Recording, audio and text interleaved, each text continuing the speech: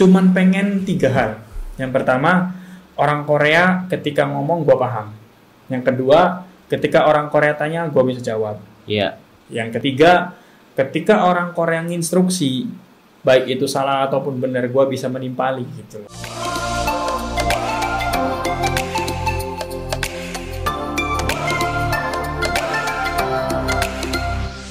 Oke, assalamualaikum warahmatullahi wabarakatuh. Waalaikumsalam. Kembali lagi di channel kebanggaan kita ini. Di kesempatan kali ini, gue kedatangan bintang tamu. Beliau adalah seorang tutor bahasa Korea. Mungkin juga teman-teman yang sering nonton film Korea, ya bisa juga yang mau ke Korea atau mungkin ya juga punya impian ke Korea, bisa langsung mau belajar atau gimana, bisa menyimak video ini sampai habis. Langsung boleh memperkenalkan diri. Oke. Silakan. Ya. Oke, assalamualaikum warahmatullahi wabarakatuh. Waalaikumsalam. Perkenalkan teman-teman, nama saya Rifai Aliyubi. Biasa teman-teman itu atau murid-murid saya itu manggilnya Sem Rifai. Sem itu singkatan dari Songsaengnim dalam bahasa Korea yang artinya Pak Guru. Jadi Sem Rifai itu artinya Pak Guru Rifai. Gitu. Baik. Kesibukan lu sekarang lagi apa nih? Sebagai tutor Korea di masa pandemi ini juga ya? Iya. Masih. Biasanya ya gue ngajar di beberapa LPK gitu. Tapi sekarang karena lagi masa pandemi, gue kadang sering beralih ya menjadi online learning kayak sejenis ya menggunakan platform Zoom meeting atau sebagainya gitu. Lu udah berapa lama sih jadi tutor gitu? Kalau dihitung dari tahun 2017 berarti sudah terhitung kurang lebih 3 tahun ya. Karena gue pulang dari Korea itu tahun 2017 sih. Oh, lu dari Korea? Pernah.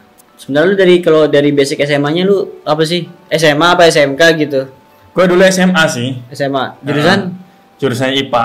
Wah, IPA Pel, kayak lu Pel. Kadang nggak nyambung ya. Kalau dipikir-pikir kok IPA jadi ke Korea gitu loh. Itu gimana tuh ceritanya? Lu bisa ke sana? Ya, ceritanya gini. Dulu waktu gue lulus SMA tahun 2012 ya. Iya. Dulu kakak gue juga posisi lagi di Korea waktu itu. Oh, sama. Jadi di samping gue pengen ngikut jejak kakak gue, tapi gue juga punya motivasi tersendiri gitu. Nah, akhirnya waktu itu gue obsesinya sih pengennya langsung kuliah sih. Gue pengen kuliah di jurusan guru. Memang gue juga punya passion gitu loh, punya ketertarikan untuk jadi guru. Lu jadi pengen ngajar ya, cita-cita lu pengen jadi guru gitu, ngajar. Memang, karena gue ngerasa ketika gue kalau dulu zaman SMA itu kan sering banget tuh diminta sama guru membuat presentasi atau ya bikin PPT terus dipresentasikan ke teman-teman gitu kan, baik secara kelompok ataupun sendiri. Lu senang gitu? Terus gitu. Gue kayak seneng gitu loh ketika ada temen mendengarkan apa yang gue paparkan atau jelaskan, apa yang gue presentasikan, terus teman-teman itu merasa tertarik gitu loh, merasa oh iya penjelasannya Rifai itu paham gitu loh. Jadi gue kayaknya cocok jadi guru deh gitu. Terus iya, lu gimana bisa ke Korea? Kayaknya muter-muter. Iya, ya memang gitu. Maksudnya gitu. Ketika obsesi gue sih pengen kuliah gitu. Cuman kan kondisi belum memungkinkan untuk kuliah. Akhirnya gue mikir kalau gue kerja di Indonesia, kayaknya untuk nabung sampai bisa kuliah gitu kan lama gitu loh. Gue pengen cepet. Akhirnya gue pilih ngikutin jejak kakak gue sih. Akhirnya gue daftar ke sebuah LPK di daerah Bekasi ya. Oh, Bekasi. Padahal lu dari Cirebon ya? Tapi jauh. Iya, tapi memang dulu kakak gue juga kursusnya di situ. Gue belajar bahasa, kemudian gue berapa lama tuh lu bisa belajar bahasa Korea gitu? Maksudnya berapa lama belajar bahasa Koreanya? Kalau dulu gue belajar di LPK itu cuma 40 hari sih. Wih, keren juga ya? Tapi juga sejak apa lu yang pinter? Apa gimana sih? Kalau menilai pinter atau enggaknya jangan gue lah yang menilai. Biar orang lain menilai. 40 hari termasuk cepat loh menurut gue ya. Sebenarnya belajarnya yang 40 hari. Maksudnya belajar tatap muka dengan tutor bahasa Korea waktu itu yang 40 hari. Nah, setelah gue selesai belajar, itu nunggu waktu ujian. Jadi kan ada alur yang harus saya ikuti gitu ya. Salah satunya gue harus ikut ujian gitu kan. Lanjut. Nah, terus akhirnya dari selesai ujian sampai selesai belajar sampai ujian itu kurang lebih 1 tahun. Nah di situ bukan 40 hari aja gitu. Otodidaknya gitu. Jadi kalau mau ikut lagi ya bayar lagi otomatis. Dan gue milih kayaknya belajarnya itu doang gitu kan. Maksudnya yang dipelajari kalau diulang pun ya itu lagi. Dari internet ada bisa nggak? 2012 saat itu kayaknya belum booming di internet. Iya. Jadi ya belajarnya dari buku itu beli sih. Berarti di Gramet gitu ya, toko buku apa gimana? Dulu gue nggak beli sih. Gue kayak enggak gimana dari mana? Gue kayak jadi apa yang buku yang gue pelajarin, kemudian buku yang dulu kakak gue pelajarin, itu gue bedah semua itu. Akhirnya ya alhamdulillah. Nah mungkin teman-teman juga pengen tahu ya, kursusnya itu biayanya mahal nggak sih? Wah, kisaran aja kisaran. Ya. Ini kisaran yang berapa dulu, sampai berapa? Dulu atau sekarang? Oh iya dulu. Kalau gua kan kursus kan 2012 dulu. Oh, iya. Kalau sekarang kurang lebih 7 jutaan. 7 jutaan. Kurang lebih loh ya. Dalam 40 hari itu. Beda-beda. Oh beda-beda. Karena setelah gua menyelami kehidupan sebagai tutor, ada beberapa LPK yang menargetkan 1 kali program itu ada yang 3 bulan, ada yang 6 bulan, ada yang penting sampai dia bisa. Oke. Dan harganya kurang lebih segitu ya? Kurang lebih 7 juta untuk 1 kali program. 1 kali program, lumayan ya? Ya lumayan. Nah lu selama di Korea nih, lu di Korea ngapain aja tuh? Mungkin teman-teman juga penasaran kan? Proses dari lu SMA ke Korea, terus ke Korea lu tuh ngapain aja gitu? Nah sebenarnya ya visa itu E9 waktu itu. Apa tuh? Visa E9 itu visa pekerja non profesional. Iya. Nah orang yang megang, kalau aturan di Korea ya, orang yang megang visa E9 karena E9 itu artinya visa pekerja, maka yang dilakukan di sana ya hanya bisa kerja, nggak bisa itu sambil kuliah gitu. Nah, tapi bukan berarti melulu harus kerja dari Senin sampai Minggu, enggak. Sama di sana kayak kita di sini kayak PNS gitu, Senin sampai Jumat. Tapi ada juga pabrik atau perusahaan yang Sabtu Minggunya tetap kerja atau dihitung lembur gitu kan. Nah, dulu gue itu selama 3 tahun ya kurang lebih ya. Selama 3 tahun itu waktu otomatis harus ada masa adaptasi dong. Iya, oke. Gue dulu kayak ngerasa nggak betah, pengen pulang gitu loh. Pasti ada itu. Karena di negeri orang ya, udah gitu pasti lingkungannya gitu kan? Berbeda, budayanya juga beda. Betul. Terus juga kayak jauh dari orang tua gimana sih gitu kan. Apalagi gue yang baru lulus SMA. Yang paling sulit menurut lu di sana? Cuaca kali ya, menurutku cuaca kali ya, gimana? Yang paling sulit? Iya. Bisa beradaptasi masa itu. Peralihannya sih, karena dulu sebelum gue juga pernah gitu kan iseng-iseng lamar kerja di bidang dev store gitu kan. Secara dev store kan kerjaannya ya cukup ringan sih, meskipun nggak seringan apa yang teman-teman bayangkan. Gue dulu kerjanya di fashion ya, jadi ngelipet baju, terus rapiin, nyetok juga kadang-kadang. Ya kerjaannya nggak terlalu berat dibandingkan di Korea ya. Gue nggak bilang kerja di dev store itu ringan, enggak. Semua kerjaan itu punya porsi masing-masing. Nah, kemudian dari yang terbiasa mengotak-atik atau ngurusin pakaian gitu kan, tiba-tiba dihadapkan dengan tugas sebagai operator pabrik gitu. Otomatis kan kaget ya. Di pabrik lu ngapain tuh? Nah, gua kerja di perusahaan ini yang membuat pembatas jalan. Lu tahu kan yang kerucut kuning? Oh iya, gua di tahu. Pinggir-pinggir jalan tol gitu kan, yang gede-gede. Nah, gua bikin itu dulu. Sendiri lu bikinnya? Ya enggak, sendiri juga. Maksudnya gua dulu bikin benda-benda kayak gituan. Otomatis angkat bahan dulu dong. Bahannya itu kayak beras ya, tapi itu terbuat dari plastik. Beras plastik. Bukan beras plastik yang dulu pernah ini ya, bukan. Nah, itu satu sak itu 25 kilo. Oh, banyak sekali. Dan sehari gue ngangkat nggak 1 sak cuy. 25 sak lebih. Bayangkan. Yang biasa ngangkat pakaian satu persatu itu jadi ngangkat beras plastik beratnya satu karungnya 25 kilo. Kemudian satu hari 25 sak, kadang lebih juga. Tapi ya itulah kehidupan. Harus dilalui, harus dijalani. Tapi di balik semua itu gue tetap bersyukur. Ya. Harus dong. Iyalah, karena sebenarnya kadang beberapa orang ya itu menjadikan kerja di Korea itu sebuah impian. Padahal itu yang menurut gue sih jangan terlalu lah ya.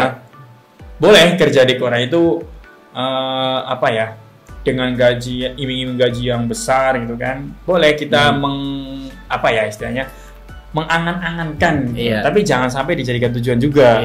Itu sih pesan gue ke teman-teman nih yang dengerin. Nah, masa peralihan itulah yang menurut gue paling sulit sih. Gitu. Tapi alhamdulillah ya berkat Allah juga akhirnya setelah 1 tahun gue sudah terbiasa. Nah, juga nih teman-teman juga penasaran ya. Kan lu dari ngelipet baju sampai akhirnya angkat itu kan pasti lu ya ada gaji yang setimpal lah. Ya. Kisaran, mungkin teman-teman penasaran. Kisaran berapa tuh kira-kira? Dari UMR ya, UMR di Jakarta gitu. Seberapa banding berapa gitu? Gua pengen tahu dulu karena gua kan di Korea kan tahun 2014 ya pertama kali terbang itu. Gua pengen tahu dulu, lo inget gak UMR Jakarta 2014 berapa? Gua tuh 2016 sampai 2015 itu sekitar 32 deh kalau nggak salah. 32-an ya? Iya. Nah, gua dulu itu kisarannya 3-4 kali lipat dari itu. Gede ya? Gede sih, tapi ya gua teliti lagi nih. Anak IPA dong. Anak IPA ya. Maksudnya 3-4 kali lipat. Sebanding nggak dengan biaya jauh dari orang tua, biaya nahan rindu, biaya memikirkan kehidupan sendiri di sana gitu kan. Kemudian biaya melewatkan waktu atau kesempatan gua buat kuliah. Betul. Gitu kan. Gua rasa kalau buat gua sendiri sih itu nggak sebanding. Ya. Tapi memang mungkin suratan takdirnya seperti itu. Dan gua bersyukur setidaknya gua jadi tahu nih, oh ternyata begini ya kehidupan kerja di luar negeri, khususnya di Korea ya. Gitu. Yang gue tahu kan Korea ini ya apa ya, cuacanya ekstrim lah, dinginnya. Itu gimana? Lu bisa ngadepin gak itu di sana? Jujur, gue untuk satu musim itu belum bisa, yaitu musim dingin. Sebenarnya gue suka dingin. Gue lebih baik kedinginan daripada kepanasan. Iya benar. Tapi dinginnya dingin banget. Dingin banget. Ya coba aja. Freezer deh. Freezer kulkas berapa? 0 derajat Celcius kan. Nah itu minus 25 derajat. Rata-rata 20-an lah. Apalagi kalau malam. Malam nambah ini gua. Nah sebenarnya gue bisa sih, kuat itu sih gitu. Air yang kita minum jadi es kali ya? Apa gimana sih? Ya kan di dalam ruangan kan ada pemanas ruangan. Di pemanas ruangannya. Ada. Terus. Nah, gue sebenarnya bisa sih ngelewatin musim dingin itu. Cuman fisik guanya aja, gue kadang-kadang di kita kan orang Indonesia juga kan, nggak terbiasa juga. Terus, di mulut juga kan kadang-kadang gue tuh kayak gimana ya, pecah-pecah gitu loh bibirnya. Gua belum pernah ngerasain kayak gitu sih. Iya. Tapi musim dingin itu media juga sih untuk memutihkan badan. Oh gitu. Iya mas. Makanya kan kadang-kadang kalau lihat orang baru pulang dari Korea atau baru pulang dari luar negeri gitu kan, kok anjir lu putih-putih gitu kan. Sebenarnya sih itu karena musim dingin. Oh gitu. Iya. Dan kalau misalkan lagi musim dingin gitu juga wajib kerja nggak di sana? Wajib. Terus gimana dari protokol di sana ya? Pakai apa gitu? Selimut, jangan-jangan pakai selimutan gitu? Enggak juga, enggak gitu. Terus sambil kerja gitu? Enggak. Biasanya setiap menjelang musim dingin itu setiap pabrik ya, gue bilang pabrik ya karena S9 itu mayoritas sih kerja di pabrik. Jarang banget yang kerja di kantor. Terus? Itu dikasih jaket gitu loh. Jaket seragam. Jaket seragam yang tebel. Terus juga kalau pabrik yang pintunya terbuka itu kan kadang-kadang dikasih pemanas. Pemanasnya bentuknya kayak kipas angin, cuman isinya bukan baling-baling. Apa? Isinya ya kayak panel pemanas gitu. Mungkin sulit bagi beberapa orang di sana ya, itu bahasa sih. Bahasa ya. Makanya gua berpikir gini. Ini penting nih buat teman-teman terutama yang punya punya keinginan untuk kerja ke Korea gitu ya. Itu bahasa itu penting loh. Bahasa itu penting. Saking pentingnya gue menyadari bahwa itu adalah hal yang paling penting. Karena ya secara dong kita kan nyari kerja atau istilahnya nyari duit lah ya, nyari duit di negara orang yang mana orang itu ngomongnya pakai bahasa Korea. Nah, nggak usah ke hal-hal yang krusial deh. Contoh misalkan kita pengen apa ya, potong rambut lah kayak betul potong rambut. Nah, kita pengen potong rambutnya jangan pendek-pendek. Gimana cara kita menyampaikan ke tukang cukurnya gitu loh? Masa ya pakai bahasa tubuh gini kan nggak mungkin. Belum tentu bahasa tubuh kita dengan orang Korea kan beda. Sama benar. Maksudnya. Malah bahkan bisa mencela ya, iya nggak sih? Kita kan nggak tahu budayanya ya. Nggak tahu.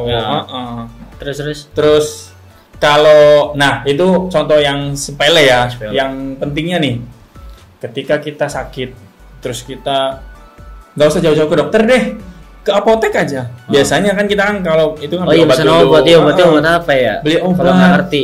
Nah terus pengen ngomong obat sakit kepala karena kita sakit kepala, maksudnya yang sakit itu kepalanya, yang keceplosan ngomongnya sakit perut, apa yang terjadi?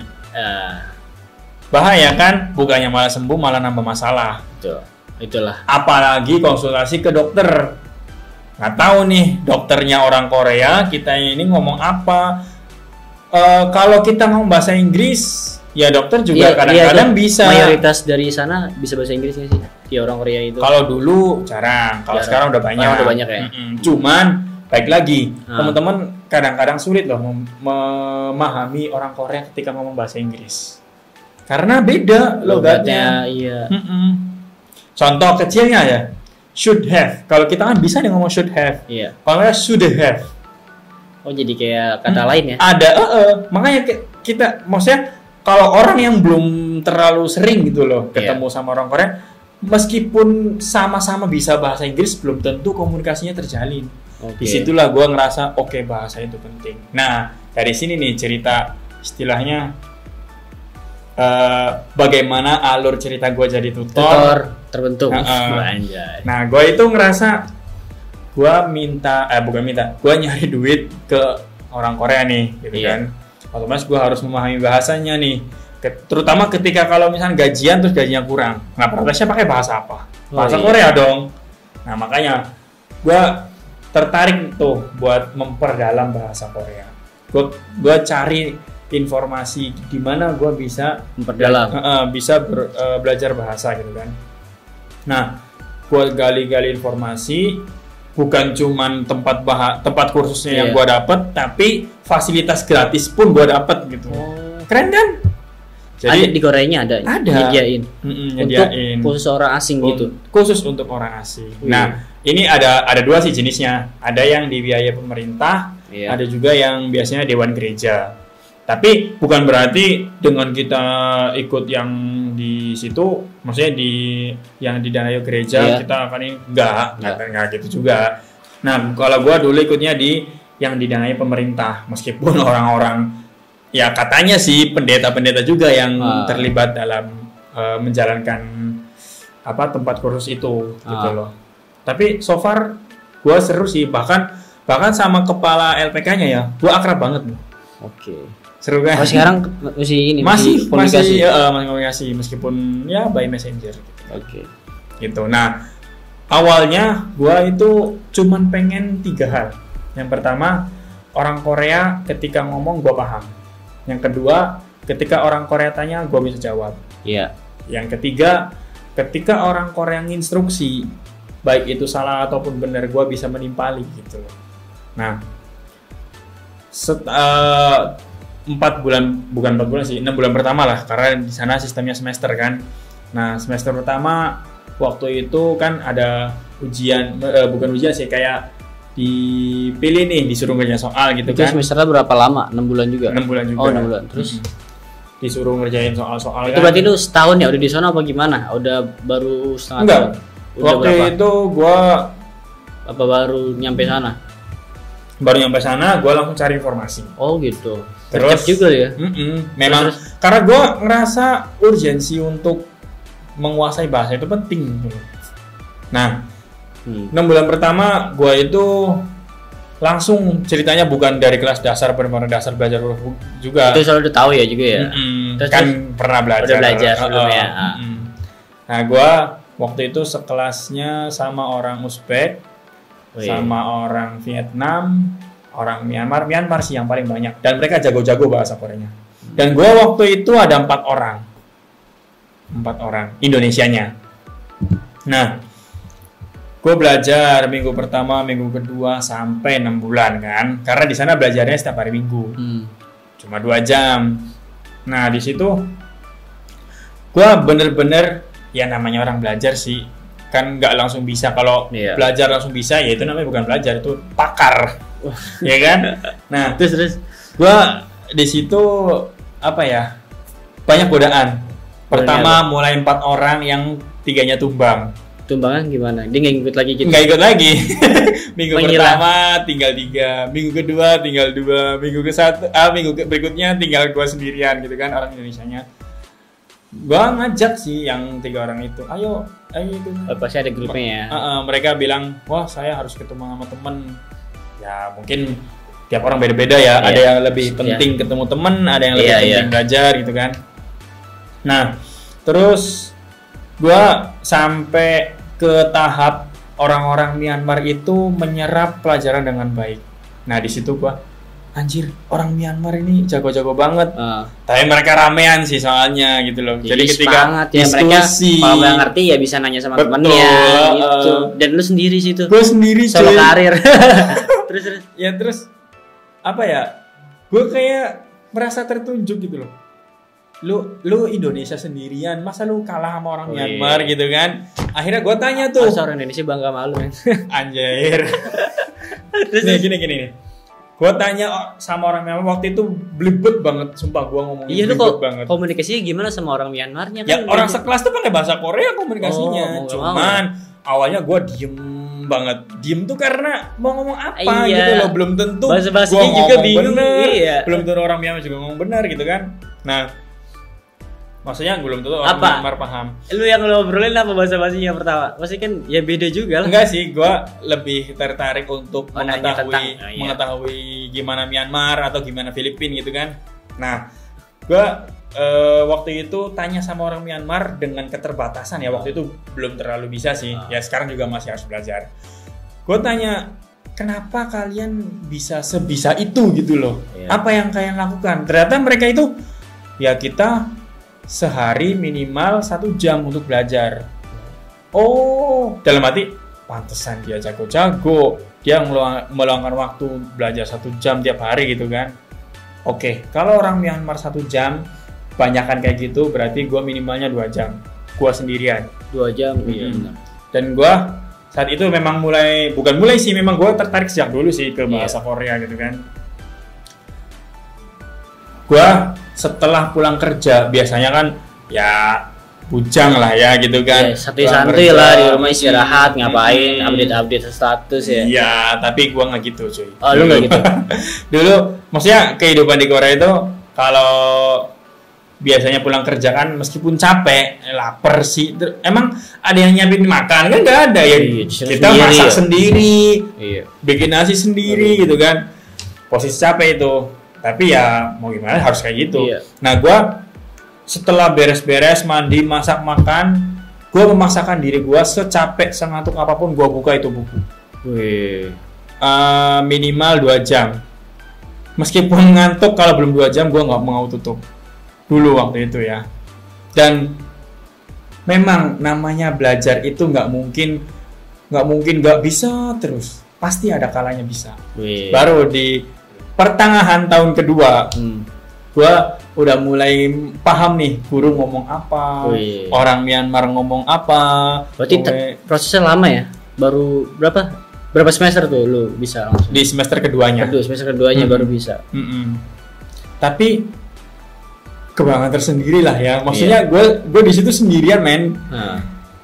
Ya gue seneng aja gitu loh. Hasil lah. Tapi tetap ya gue ngerasanya masih harus banyak belajar sih, karena ya orang Myanmar, terutama orang Uzbek gitu loh, jago banget yang mereka ngomong, apalagi kalau sama guru. Ya semuanya itu antusias. Jadi apa alasan buat gua males-malesan gitu loh? Iya, mereka aja seneng juga. Mereka aja seneng, mereka aja semangat gitu kan. Apalagi kayak delegasi nggak sih gitu loh. Gua sendirian orang Indonesia, Myanmar banyak delegasinya, Filipina ada gitu kan. Oh ya, sama satu orang Kamboja. Berarti Kamboja juga sendiri dia? Enggak, banyak. Oh, banyak. Di situ orang Indonesia, gue sendirian di kelas itu. Ya kelas yang dibawa-bawa juga. Tapi di situ ada kayak ininya nggak sih, kayak rankingnya gitu? Ada. Nah ini, jadi di tempat kursus itu ada kayak acara syukuran sih. Tapi jadi di situ acaranya kayak wisuda, semua pakai baju toga. Tapi sebenarnya itu bukan formalitas. Jadi itu kan penyelenggarakannya pemerintah. Supporting dananya mungkin ya. Nah jadi di situ tuh si wali kota atau staff di pemerintah kota di situ lah ya, itu ingin tahu apa saja yang sudah dilaksanakan gitu loh, termasuk acara wisuda itu. Nah, gua kan 3 tahun nih di Korea nih. Tahun pertama itu orang Kamboja yang menjadi apa ya istilahnya dulu itu yang dapat, bukan apa sih, kalau di wisuda asli kan mahasiswa terbaik gitu loh, yang memberikan speech ya gitulah pokoknya gitu kan. Terus nah tahun kedua itu dari Vietnam. Nah tahun ketiga itu kan jadi kan semua, jadi orang-orang yang dipilih itu yang dapat kesempatan itu berapa peserta sih? Satu semester itu berapa peserta sih? Jadi gini, ada level-levelan gitu kan. Level bukan dasar menengah. Jadi yang kayak pertama tadi 1 sampai 6 itu bukan? Apanya? Level untuk mempelajari itu level kalau itu level bahasa Koreanya. Itu level kemampuan berbahasanya. Kalau ini ini kelasnya gitu loh. Kelasnya. Waktu itu saya udah sampai ke kelas 16. Jadi ada kelas 1, 2, 3, 4, 5. Nah, itu bahasanya 1 sampai berapa membahas yang dasar. Terus misal ya 5 sampai berapa bahas yang menengah. Nah, gua udah masuk ke yang 16 termasuk udah yang paling tinggi tuh. Nah, semuanya itu dikasih soal, kemudian mengerjakan itu kan. Nah, nilai yang tertinggi itu yang akan mendapatkan kesempatan untuk speech. Nah, saat itu gila, benar-benar epic banget sih momennya. Gua tahun ketiga, pas nih tahun terakhir gua di Korea gitu kan. Gua nggak berharap apapun gitu loh. Gua ngerjain, pengen belajar aja gitu loh. Yang penting. Terus akhirnya gua dapat nilai gede, ya nggak tahu paling tinggi atau gimana gitu loh. Akhirnya gua dikasih tahu Rifai, ya sama itunya ya, sama staf kantor di LPK itunya ya. Lembaga bukan LPK. Di itu Rifai nanti ketika acara wisuda